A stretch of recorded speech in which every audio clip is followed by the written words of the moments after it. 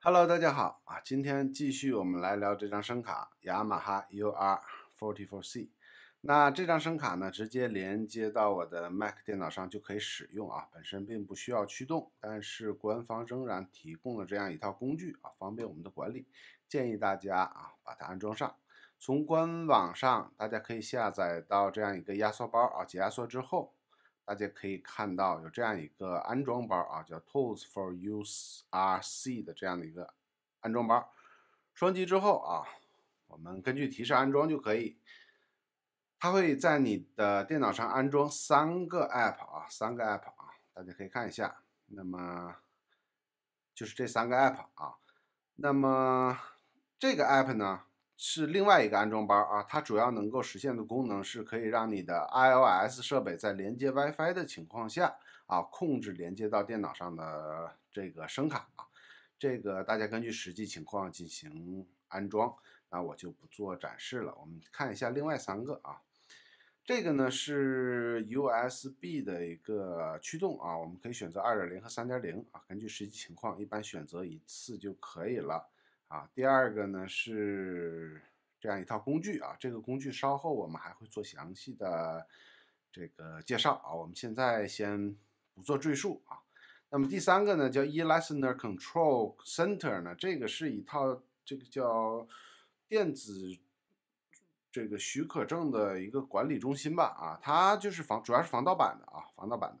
那除了这3个 App 呢，它还会安装另外一个套件啊，叫 Basic FX Suite 啊，这样一套音效器插件的这么一个套件。大家如果想要使用这个套件的话，就必须对这个套件进行产品的认证和激活。那如何去激活它呢？啊，那我们知道在这个随机啊，我们在购买硬件的包装里边啊，会有这样2个附件啊，就是2张纸，一张叫 Cubase AI 的一个下载码啊，这个稍后也会用到，还有一个啊，就是这个 Essential Product License Information 啊，这样的一张纸，这张纸上会有一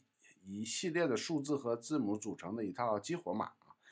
大家把这个激活码啊输入到 eLicense Control Center 这样的一个点击激活啊，输入这个激活码啊，就可以把前面我刚才说到的那个音效器的插件激活使用啊。它在哪里呢？啊，我们现在啊打开了一个 GarageBand 的这样一个机架啊，我们可以看一下这边啊有插件，我们可以在这个插件中呢进行选择啊。我们可以看一下啊，在这里边，它最下边有一个叫 Audio Units 这样的一个地方，然后我们可以看到 Steinberg Media Technology 啊，这就是你刚刚安装的那个 Basic FX Suite 这样的一套插件都在这边啊。那么 Audio Unit 呢是苹果自己的一套这个音效器插件的一套标准啊，当然 Steinberg 有它自己的这个 VST 的标准，同时它把这一套标准也把它开源了。啊，在 Windows 和 Mac 下都可以使用啊，但是我的 GarageBand 并不支持啊，并不支持。好，那么因此呢，大家在安装完这个前面提供的那个 URC 的那个 Tools 工具呢，就是建议大家立即啊，就是把这个激活码输入进去，然后再启动你的 GarageBand。啊，否则的话，如果大家没有激活的话，你启动 GarageBand 会报错的，因为它会检测你的这些 AU 插件，然后发现没有授权的话就会报错。那报错之后你关掉，哪怕你再在这个 eListener 里边啊激活了这个插件啊，再打开 GarageBand 的，它虽然不会报错了啊，但是它这个插件也不会弹出来啊，也不会弹出来。当时呢，我就遇到这样的一个小问题吧，啊，后来自己查了一下啊，也很好解决啊，大家只要啊删除掉了这样一个缓存文件就可以了啊，在这个目录下啊，在你的 Library 加目录的这样的一个目录下，大家把这个文件删掉，然后呢再重新启动 GarageBand 啊，那这个 GarageBand 就会重新来扫描这些 AU 插件，然后呢重新扫描他们的授权啊，这个时候就可以使用了。这是一点题外话啊。那么这个就是啊，我们说它官方提供的一套工具包。那除了官方提供的这一套工具包呢，官方还提供了一套 Cubase AI 的一套授权码啊，大家可以免费的安装使用。那么大家到官网上去下载这个 Cubase AI 的时候呢，它要求你提供一个 Cubase AI 的一个下载码。这个下载码在哪里呢？这个下载码也在你的包装里边啊。你的包装里边刚才不说了吗？有2张纸嘛，对吧？一张是这个，还有一张就是 Cubase AI 的一个下载码。大家把这个下载码输入进去之后呢，你会得到这样一款软件啊，就是叫 Steinberg Download Assistant 下载助理这样一个软件啊。打开下载助理这个软件呢，你就可以选择你要下载的这个 Cubase AI 这个版本，然后单击下载，这个时候就可以下载了啊。那么当你输入这个下载码的时候呢，除了你得到这样的一款下载工具之外呢，你还会得到一个激活码啊，在这个浏览器里边会弹出一个激活码啊。大家把这个激活码依然输入到这个 eListener 这个工具里边去啊。等你下载好了之后，这个时候就可以安装就可以安装你的 Cubase AI 这个 Cubase AI 也是有一点大的15G。我们看一下，我这边已经装好了它会有2个 App， 一个是叫 Library Manager， 还有一个就是 Cubase AI。那么对于我这种只有128G 的这个小硬盘来说呢，其实装个这种软件还是蛮痛苦的。但是呢，这个3方软件就是有3方软件的好处你可以管理你的库。其实本身 Cubase AI 这个软件本身并不大不是很大，它主要是这个 library 比较大，它里边会有一些这个音效器的插件这个 loops一些音效资源等等，这些资源文件会比较大。那这个时候呢，大家可以把这些资源全部的转移到另外的文件夹这一点就比这个 GarageBand 做的好很多我的 GarageBand 也有14、15G 的这个资源库全部都在你的这个 library 库里边放着这个很占地方。那我现在呢，我就把这些Steinberg Library 的这个库呢，我们把它移到了我的 NAS 上移到了 NAS 上，这样就可以让我的这个128G 的这个小硬盘呢这个缓缓气。那么这个软件我现在倒还没有研究所以也不是今天讲解的重点好，那这些呢就是你买这张声卡之后可能需要安装的一个软件以及它赠送的这样一套 Cubase AI 的一个阉割版的机架吧，或者叫阉割版的 DAW，DAW 就是 Digital Audio Work Studio 这样的一个缩写。好，那我们说完了这个呢，下一面呢，我们再来看一下这个声卡其实上一期节目呢，已经跟大家简单的介绍了一下这些声卡的接口那由于我们这个节目呢，是一个非常基础的对于这个声卡的非常基础性的讲解，所以在这个时候呢，再给大家普及几个知识点好吧？我们来看一下这个是这个声卡的正面我们看这个是声卡的正面。那这个正面它这边会有1、2、3、4有4个输入接口那么这4个输入接口，每一个输入接口它都支持2种插头类型我们说一种叫做 XLR 型的插头类型，还有一种呢，它叫做缝型的插头类型。那 XLR 型呢，我们也俗称叫卡农接头，对吧？那么缝型呢，好像也叫 TRS 的这个接头，它其实就是平时我们耳机那些接头的放大版从样式看就是这种放大版其实有一些区别主要是这个平衡和非平衡是有一些区别的稍后会介绍到好，那为什么说了这么多废话呢主要是想告诉大家，你买的这张声卡可以接哪些设备可以接哪些设备。好，那下边呢给大家做了一个总结第一你所有的麦克风都必须通过这种接口方式都必须通过卡农口接到这个我们的声卡上。而你所有其他非麦克风的设备，哪怕它的接口是卡农口啊，也不可以接在我们说1、2、3、4这4个输入设备间啊。大家能理解我意思吧？就是说，如果你用卡农口接，你就必须得是麦克风设备啊，否则的话，其他设备就一定不能用这个卡农口接上去啊。这是第一点。第二点呢，你的电吉他和电贝斯这种高阻抗的设备啊，只能接在1号口和2号口，而且只能使用这种缝型非平衡的接口来接进去啊。这个肯定是缝非平衡嘛，一般电吉他、电贝斯都这种接口啊。但是呢，这种高阻抗的也只能接到1号和2号里边。那么3号和4号呢，你只能接受缝型的平衡型的这样的线路输入。当然，在它这里边，事实上它在3号口和4号口，它这边说可以支持非平衡的输入，但是呢，我们在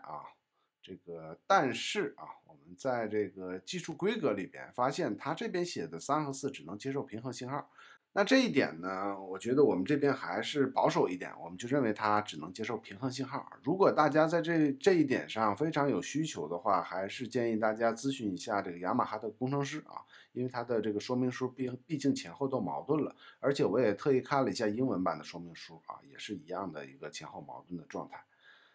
好吧，那我们先按照平衡的来。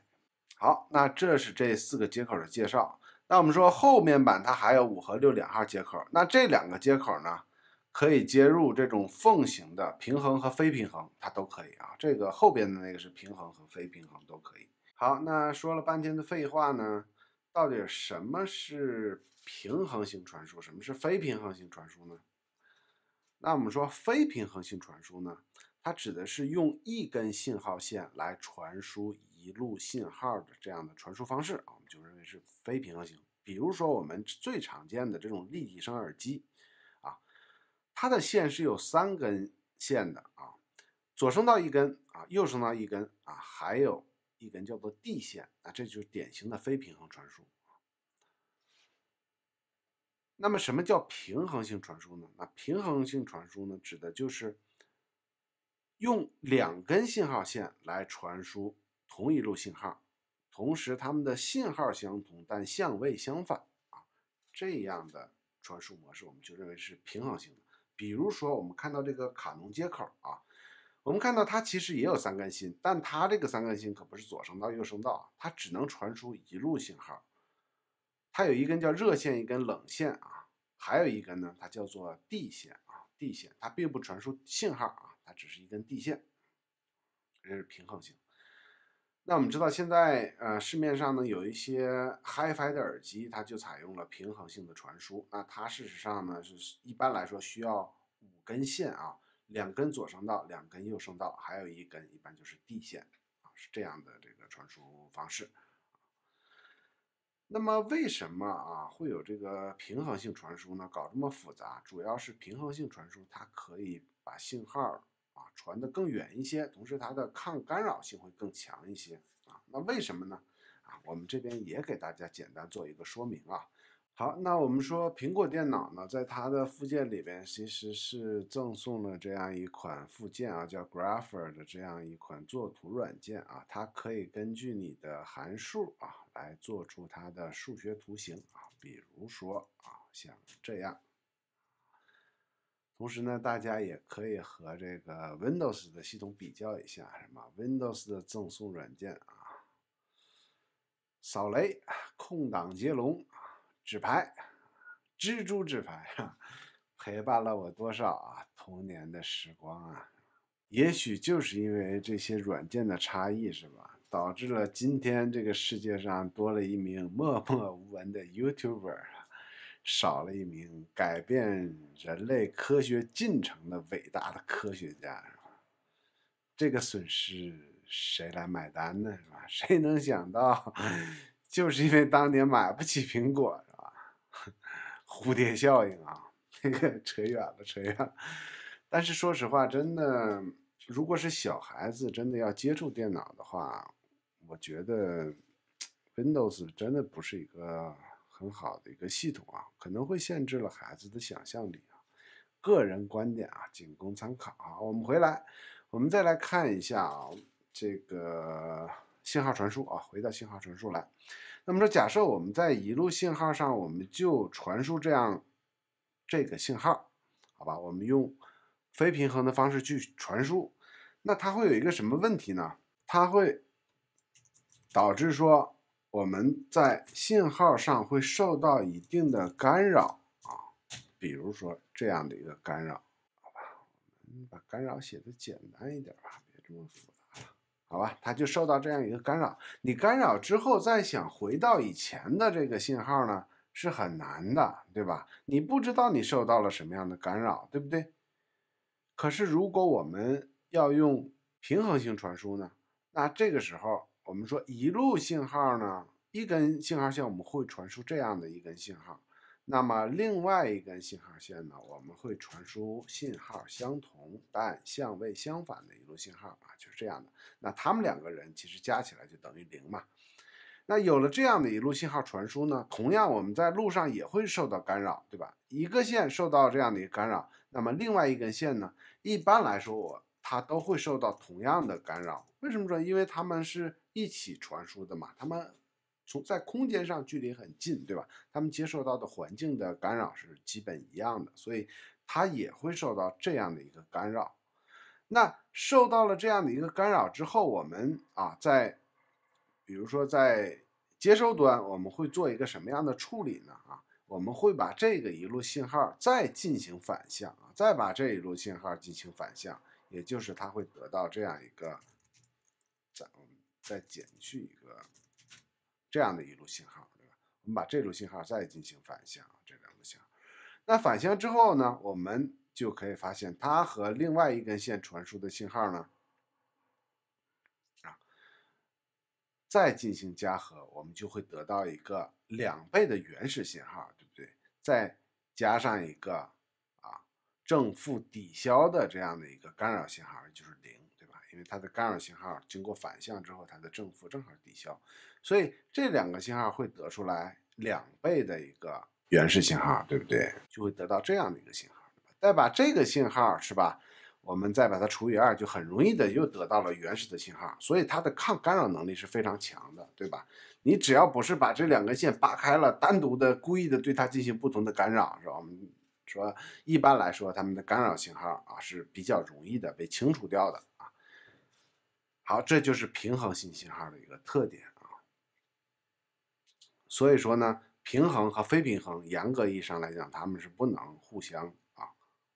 使用的。它一定要有一个电子线路的一个转换才可以啊。那我们说，有的时候我们买到一个动圈麦呢，它的一头是3芯接头，是这种卡农接头，对吧？那么另外一头呢，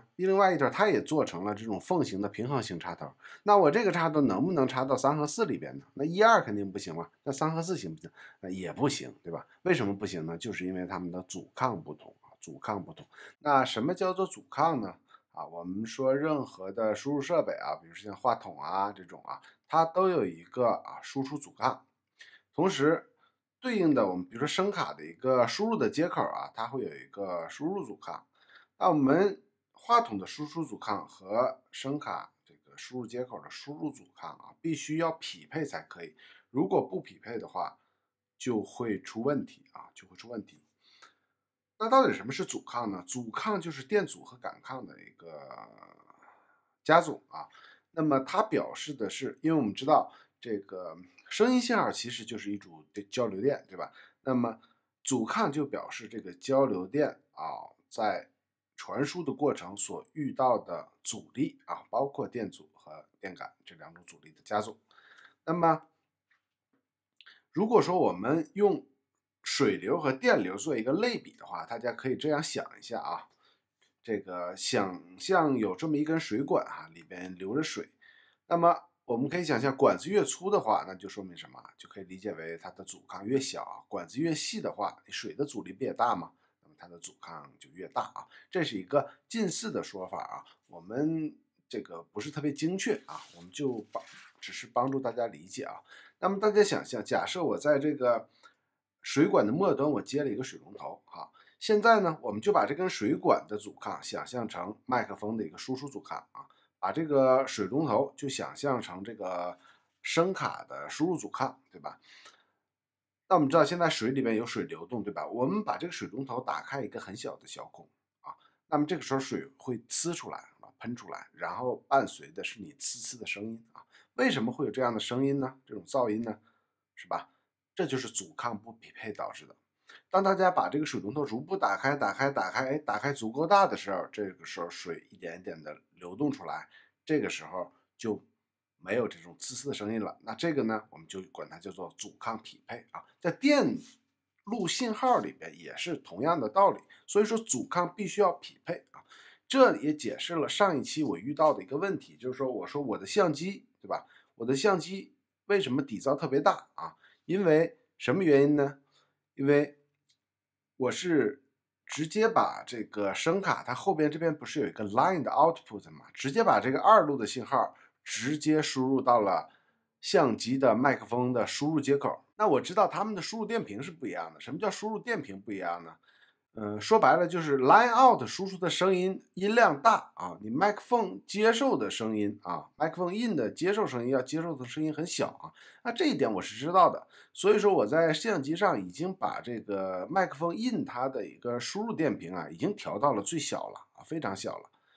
所以说呢，它的声音的电平水平是没问题的，但是底噪就非常大，那这就是阻抗不匹配所导致的。除了阻抗不匹配的问题呢，我们说麦克风收音，它传输的信号呢，它的电平水平是非常低的啊。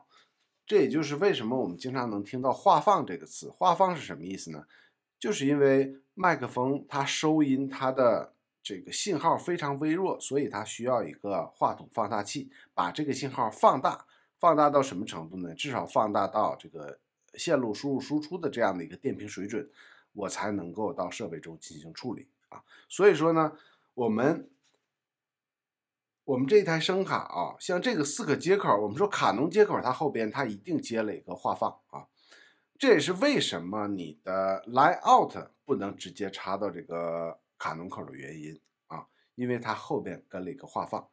当然，如果你说我自己话筒啊，我自己本身就有一个话放，那这个时候我平衡型的一个话放，我能不能插到3号口和4号口，那是没有问题的，这一点是没有问题的。